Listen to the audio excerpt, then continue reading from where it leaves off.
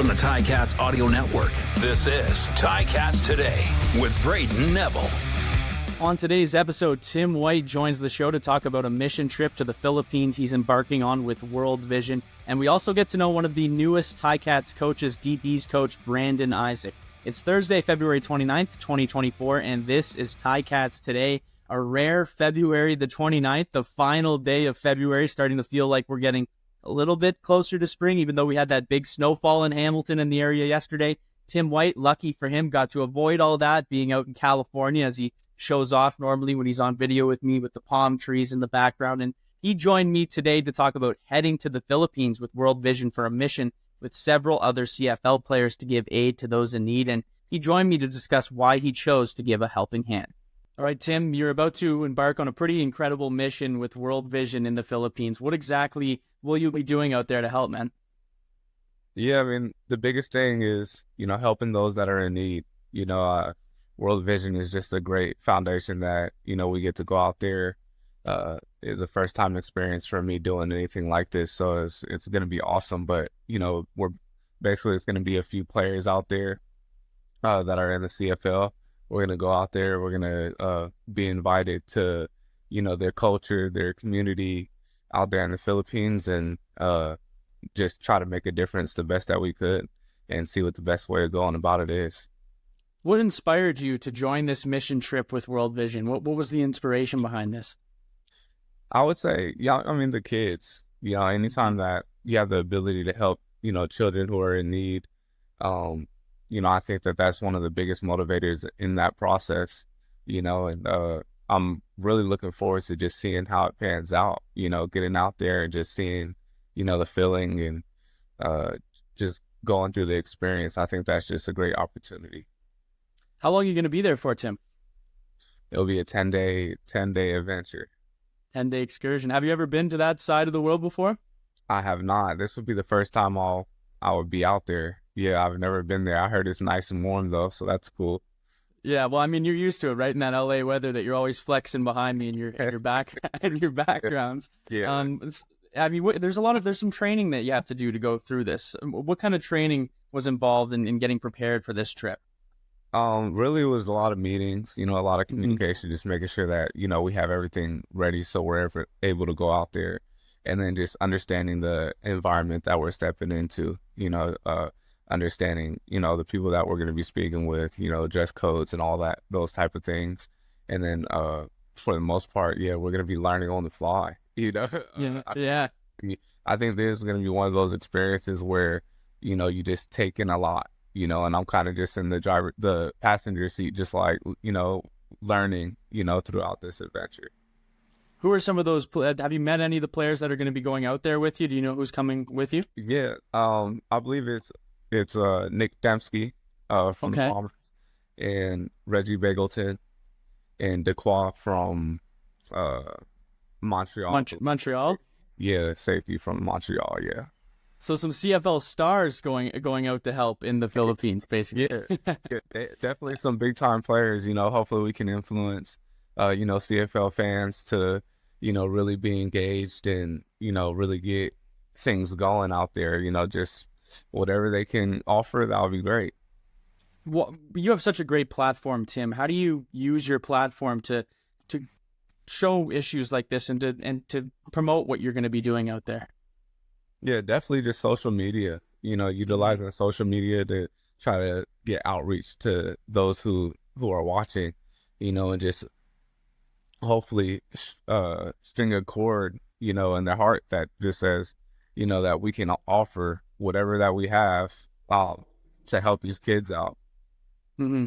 I mean, it's such a great cause, and it's incredible that you guys are going down there, and some guys who, have a lot of other things on their plate, but to add this it's really good on you and the rest of those guys for joining. How do you feel this experience is going to impact your perspective on life? Because something like this kind of can change you, right? Yeah, definitely. I mean, that's what I'm kind of just sitting here thinking about, like, man, how is this experience going to go? And I feel like it's going to be an impact, for a positive. I feel like when you see people in less fortunate situations, it kind of brings you back to perspective of, how grateful you should be for the things that you have. Yeah, I mean, yeah, and especially going to a place like this. And how did this kind of come about? When did this plan, or when did this come to you, or when did you go to them to do this? Yeah, basically, it really happened after I believe TSN did, a nice interview on me about, my upbringing. And Hmm. I believe right after that, they reached out. It was during the season. And yeah, it was just, they reached out to me. They said they wanted me to do it. And I'm like, I thought about it for a little bit and just, looked at, what they were about and what they did. And I was like, yeah, I think it fits what I'm about. So I definitely wanted to take that on. Do you think there'll be a beach out there for you to do some beach workouts on the side, Tim, on your downtime, or what? I really don't know, but I'm sure there are some very nice sites out there.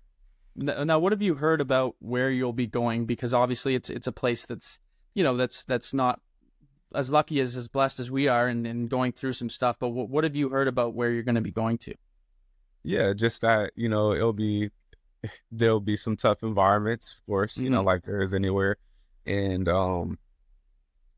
yeah, that's pretty much it. Like I Yeah. said, I'm really just learning on the fly here, but um yeah. I mean, Tim, good on you, man. And it's going to be, I'm sure, an incredible journey for you and for the rest of those guys going. But for you to help out with such a big cause, it's probably going to go a long way. And for you to use your platform the way you do, man. And I just want to congratulate you already and wish you good luck out there in the Philippines. Thank you. I appreciate that. I'm gonna need it, man. I'm looking forward to learning a lot. So I'm definitely gonna need that look right there. That was Tim White, and good luck to him in the Philippines. The Ticats DV core has been shaping up pretty nicely with the re-signing of Stavros Katsantonis, Rich Leonard, and also the addition of Jamal Peters, a big addition right there. And the man who will be helping to lead that group is the newly appointed DB coach, Brandon Isaac. Isaac won a Grey Cup as a player in 2012 with Scott Milanovich as head coach and spent 7 seasons in the CFL, including in 2013 with the Ticats when he made it to the Grey Cup, but unfortunately fell just short. And he then transitioned to coaching, where he got the start with Saskatchewan as the quality control coach in 2017 and 2018. And then he later moved on to Edmonton in 2022 as the DB's coach there. But he has now decided to reconnect with head coach Scott Milanovich, this time as a coach, and he spoke to me about making the jump. Coach, thanks for joining me today, man, and how are you doing? I'm doing well. And I'm excited about this upcoming season and excited about coming over to the Hamilton Cats organization. Played there in 2013, went to the Grey Cup and played against the Saskatchewan Rough Riders. Unfortunately, we wasn't able to win, but I'm familiar with the area and the organization as well. When did Coach Milanovich first contact you about coming to join his team and join this coaching staff? Well, right when it was available, it was time permitted him. We kind of linked up and had some discussions about the possibility. He asked a few questions about me and my aspirations and things I wanted to do, and I told him some of the things that I would like to see as far as my career transcending and developing, and we kind of hit off there, and then we kind of linked up ever since. I'm familiar with him.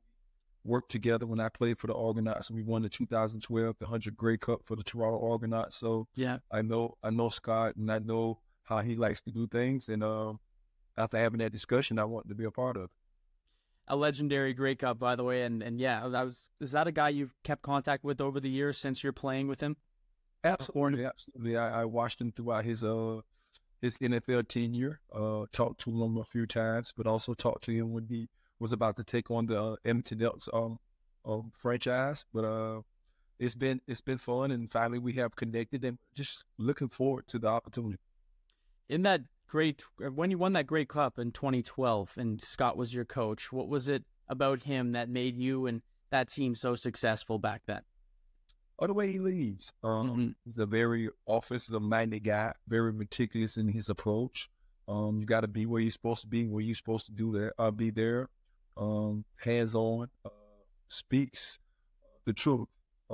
Very, very good to hear someone speaks what he feels and does it with an understanding of the role. To each person, it sounds different, but he knows how to pull you and differentiate his message so that he's on your level. So I was excited about working with him again and look forward to leading Hamilton Tiger Cats to victory. Why did you feel that Hamilton at this point in time was the right fit for you? After just talking to him and being able to talk to Mark Washington and talking to those are the guys. Well, O and Scott are people that I'm familiar with and I work with, and then them telling me about Mark and his faith and his family football approach, and just having a discussion with him. I found it was time for a change. Mm-hmm. Go somewhere where it's unfamiliar, but also to learn and grow, to develop to be the person I want to be. And they seem like as if it's the place for me to be about what they consider is a good organization and how they function and run things. And I was blown by that. And so I'm just excited, man. I'm excited to get things started. You played in Hamilton. Are you excited to make the return in front of this crazy fan base here at the Donut Box? Absolutely, absolutely. I can remember we played Hamilton this previous season, and one of the fans, when I played, he had for Halloween, we played him Halloween week, and he had a poster of me and all the stuff on it. Okay. And after we played the game, he mentioned to me about it, and then he kind of recollected, and I was like, you know what, that was an awesome feeling during that time, not knowing that it would be full circle and I'd be back in the same situation, but not as a player, but as a coach. Does it almost seem full circle?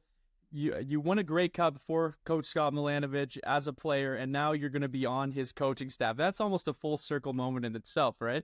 It is. Very much so. So like I said, I probably done said it a bunch of times, but I'm going to say it again. I'm excited. I'm honored and pleased, and I'm grateful for the opportunity to be there. But with his way of doing things and the organization starts with O and Ed and Mark.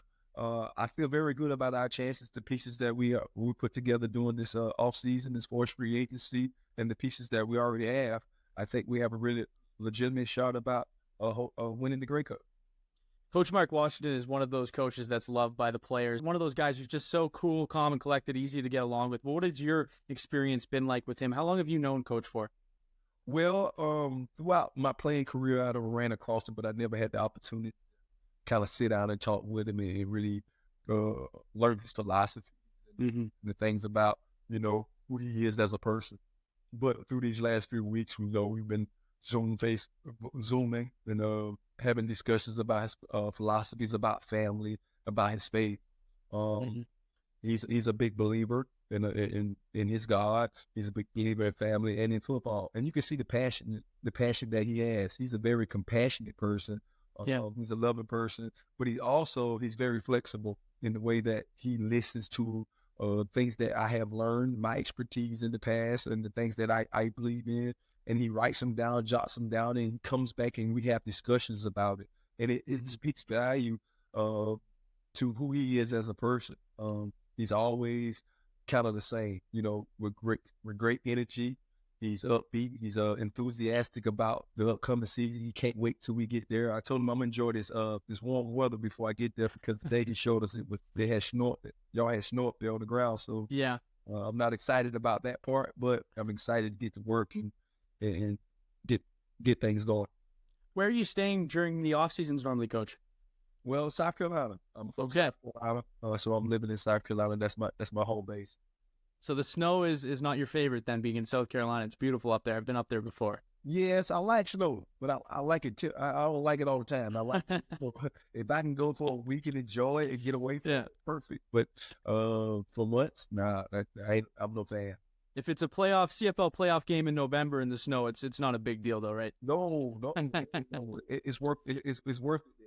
Yeah, exactly. There's a lot of guys on this secondary to be excited about, and the first guy I want to talk about is a guy who had a breakout year last year in Stavros Katsantonis, and a guy who looks like he's been making the stride every year. But what can you say about him and getting to work with him coming up for next season? Stavros is a very instinctive player. He does the great job of reading route combinations and being able to position himself to be able to make plays. As you saw last year, he made some unbelievable interceptions. He seems to always be in the right place. I'm excited about that. Excited to help him grow, to help him be the best version of himself. He's a terrific athlete, and I'm just looking forward to helping him out and helping him grow to become the best version of himself. Another guy that re-signed, Richard Leonard, a veteran, just always solid, always poised. But what can you say about him and watching him play over these years? Oh man, he's a savvy vet. He understands the CFL game. You don't too often treat those guys because they understand the nuances of playing football. And so I'm looking forward to seeing his leadership style, what he brings to the room as far as being able to take the young guys by the wings and showing them what he has learned over the course of his career and helping pull us together and be that person that is a coach on the football field. So I'm excited about his ability to continue to grow because he still has a lot of things that he can get better at and making the room just come together and be one unit. The final guy I want to ask you about is a new player coming over, and there's a ton of guys I could talk about on the secondary, but Jamal Peters, I mean, this guy is a dog. We've seen it, the way he plays. He's just gritty. He's kind of that perfect example of what we need in Hamilton, and he's coming over here. What can you say about him joining the Hamilton Tiger Cats for next season, coming into his first year? Oh, he brings a lot of attributes. Like you said, his size, his tenacity, his instincts. The ball seems to find him. So I'm excited about that. The turnovers and giving our offense another opportunity to put points on the board, and even him scoring when he touches the football.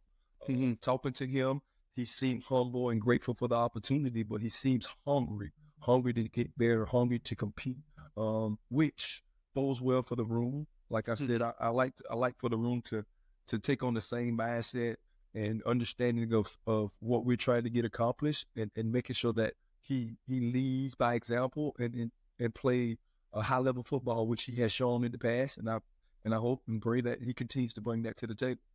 Glad he's going to be in the black and gold next season and not the blue and white. But yeah, another great guy. Exciting to see. You've been coaching for a while. You were in Saskatchewan. You were in Edmonton. Do you feel as though that this experience and the experience you've had already coaching has helped you progress along the way as a coach and going into this job now in Hamilton? Absolutely. More time on the clock.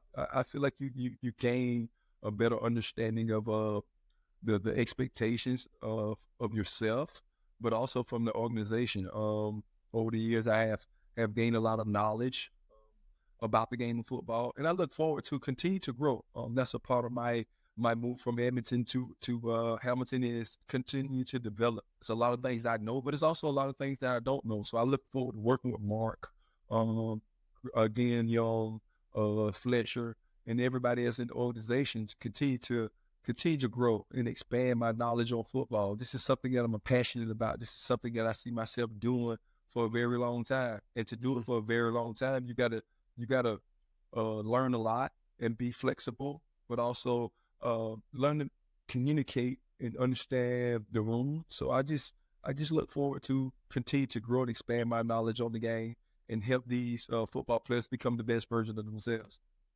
Coach, what do you see this secondary shaping up as already? I know we haven't even hit training camp yet, but when you look at the guys in this group, what kind of secondary do you see us having for next year? Oh, the expectations are the best. Yes. At the end of the day, we shoot to be the best. We shoot to be the best football team, the best defense, the best secondary. And if we sitting our bar lower than that, then we failing ourselves. We got a athletic room, a lot of skills and talents. Now it's all about conformity, coming together and understanding our responsibility and doing it with pride and understanding that Hamilton is the right place to be. And let's be excited about it and let's come to work every day knowing that at the end of the day, we want to be the best secondary in the league. Getting me excited here, Coach. Get me ready to watch some football here. I'm counting the months right now. But before we go, there's a couple months left here. What are you and this coaching staff right now working on and getting prepared as we approach the season in a couple months? Everybody's new. So the vernacular, just understanding the terminology of Mark's defense and collaborating with the wordplay and understanding how we fit and how we're going to mesh this thing together and just making sure that when time the players come, we're on the same page and we're saying the same things and learning about each other, learning Mark and his family. Mark has his son preparing to go to college, looking at schools, doing things, already in college, he's in school, preparing for college and things of that nature. Talking to Glenn, he's a big golfer. Yeah. Just likes to cook. So we just trying to vibe and appreciate one another. I think the biggest thing with coaches is this, understanding each other and appreciating one another, so that when we come to work, we're excited to work with each other and happy that, we're in the room with a bunch of good guys. So that's been the main thing. This learning. What about you, Coach? What do you like to do? I mean, you mentioned some guys and what they like to do. Football aside. Oh, right now, big on faith right now. Just trying to find myself and find purpose and understand who God is in my life and what direction He wants me to go in. I'm just trying to be generous and kind. Right now, I hit with I'm in Blackville, South Carolina, so I hit with recreation department. So I have a little basketball team. And we practice Wednesday, Fridays. We have a game on Saturday. So just giving back to the community. I like reading. Got the reading Bill Walsh, The Score Take Care of Itself. It's about leadership. And Bill Walsh running the San Francisco 49ers and how he turned one of the worst football teams into a dynasty. So that's something I like to do. I like billiards. I like shooting pool. And chilling with my family. So it's not much, but at the same time, I enjoy it. And every day I look forward to talking football and going over football. You say not football, but that's kind of hard not to talk about when you put so much time into it. So that's kind of me in a nutshell. Well, it sounds like you're doing pretty good, Coach. I appreciate you joining me today and looking forward to meeting you in person when we finally get around the stadium here. So thanks again, Coach Brandon Isaac, for joining me today. All right, thank you.